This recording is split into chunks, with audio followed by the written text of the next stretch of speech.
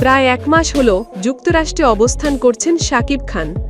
এই সফরে তার সঙ্গে রয়েছেন তার প্রাক্তন স্ত্রী চিত্রনায়িকা বুবলি এবং তাদের সন্তান শেহজাদ খান বীর।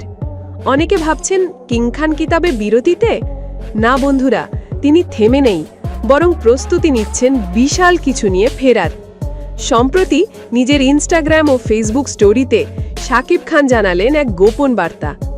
দিনগুলো পেরিয়ে যাচ্ছে কাজ, ভ্রমণ আর বড় পর্দা নিয়ে নতুন স্বপ্নে ঘেরা এক ঘূর্ণিপাকে। নতুন সিনেমার পরিকল্পনা থেকে শুরু করে আবারও সাহসী নতুন উদ্যোগ নেওয়া হচ্ছে। এবং সবচেয়ে গুরুত্বপূর্ণ লাইনটি ছিল, মনে রাখতে হবে, এটা শুধুই নীরবতা নয়, এটা অনেকটা আসন্ন ঝড়ের পূর্বে শুনশান নীরবতার মতো। ভক্তরা এই কথায় পুরোপুরি উচ্ছ্বসিত। জানা গেছে আগস্ট মাসের শেষে দেশে ফিরছেন শাকিব খান। সেপ্টেম্বরেই তিনি শুরু করবেন নতুন সিনেমার শুটিং, যেটির পরিচালক হচ্ছেন বিজ্ঞাপন নির্মাতা সাকিব ফাহাদ। ছবিটি মুক্তি পেতে পারে ডিসেম্বর 2025-এ। আর এরপর পরবর্তী প্রজেক্টে থাকছে আবু হায়াত মাহমুদের পরিচালনায় আরেকটি নতুন সিনেমা, যা মুক্তি পাবে 2026 সালের ঈদ উল ফিতরে।